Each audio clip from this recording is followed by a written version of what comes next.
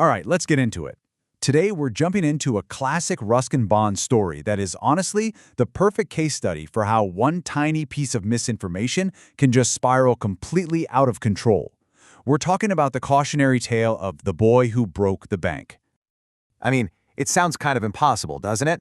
How could a single private complaint from just one person literally bring a whole financial institution to its knees? Well, as we're about to see, all it really takes is a few whispers, a little confusion, and, well, a whole lot of human nature. So where did this whole mess begin? You might think it started in some high-stakes boardroom or on a chaotic stock market floor, but nope. Our story starts on the dusty steps of the Pipalnagar Bank with a very, very simple and very human problem. Let me introduce you to Nathu. He's the bank sweeper boy, and right now, he's pretty ticked off. It's the 20th of the month, and he still hasn't been paid. He's grumbling, he's banging his dustpan around, and honestly, he's just about ready to quit. It's a private frustration, the kind of thing you could hear in any workplace, anywhere in the world. A private complaint. Seems harmless enough, right? But this is the critical moment. This is where that personal grievance takes its very first step out into the public and begins a journey from one person to the next. So the first link in this whole chain is Sitaram, the washerman's son. He sees his friend Nathu looking upset and, asks him what's wrong. Nathu just vents about his late pay. And Sitaram, trying to be a good buddy, says, "Hey, don't worry, I'll keep an eye out for a new job for you." That's it. Just a casual, well-intentioned chat. A little later, Sitaram's on his delivery route, and he happens to hear a customer, Mrs. Srivastava, say she needs a sweeper. He thinks, perfect, and mentions Nathu. But you gotta listen to the subtle change in his wording here. He says the bank aren't giving him his pay. See that? It's a tiny shift, but it changes everything. It kind of implies they're refusing to pay him, not just that the payment is late. And that's the moment. Right there, that tiny little spark of misinformation has just met the very dry fuel of small-town gossip. That slightly twisted piece of news is about to get amplified, distorted, and sent racing through the social network of Pipalnagar. Now just watch how this story completely transforms with each retelling.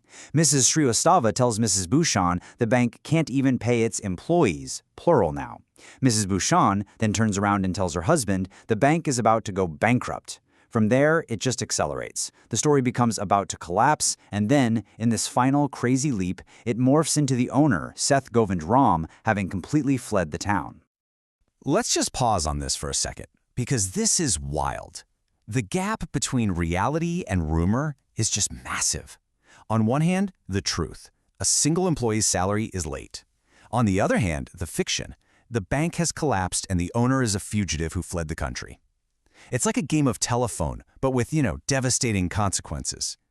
And here's where things really take a turn. The rumor has now escaped the quiet little one-on-one conversations.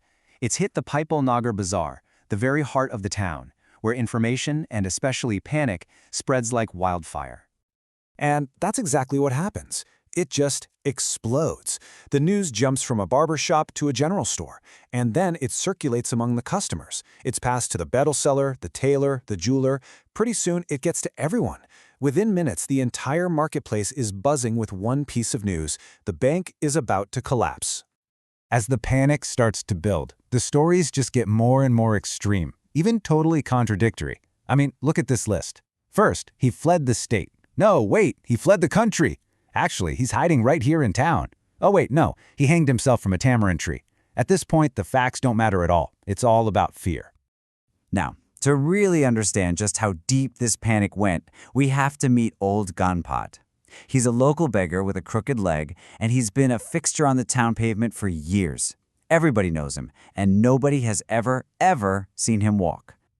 But see, Ganpat has a secret. Unbeknownst to absolutely everyone, he has been diligently saving up every single coin he could. And he has a savings account at the bank with 1,000 rupees in it. For him, that is a fortune. So when Ganpat hears the rumor that his life savings are about to disappear, he does something that completely astonishes the entire town. He leaps to his feet and starts running. Actually running at full speed towards the bank.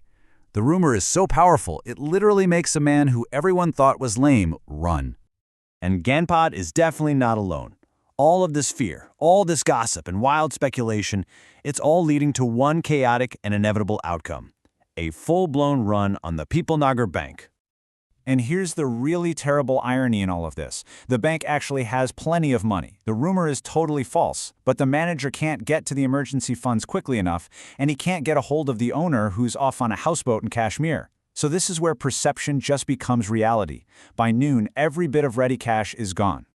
The manager, he's pleading with the crowd, telling them to come back tomorrow, but it's no use. They don't believe him. The mood turns really ugly. People start chanting that exact phrase: "Give us our money or we'll break in." Their fear has completely boiled over into anger. And then, the breaking point. Someone hurls a brick. It smashes right through the bank's big plate glass window. That sound of shattering glass, it signifies the total collapse of order, of trust. The panic has now officially become a riot. So, in the middle of all this chaos, let's just go back to where it all started. Let's return to the one person who, completely unaware of what he's done, was the catalyst for this entire disaster. The next morning, Nathu arrives for work. He sees the broken glass, the stones, all the mess, and he's just annoyed. He's grumbling to himself about hooligans making more work for him, totally oblivious to the fact that his own casual complaint is what started the fire. His friend Sitaram rides by on his bike and tells him the news. The bank has officially gone out of business. Nathu just sits down on the steps, still waiting for the manager, still determined to get his unpaid wages, and thinks to himself, who would have thought the bank would collapse? And as he sits there, surrounded by the wreckage that he unknowingly created, Nathu mutters the story's final, deeply ironic line, "I wonder how it could have happened." And it's just the perfect ending, isn't it? It leaves us to think about the incredible and often totally invisible power of our words.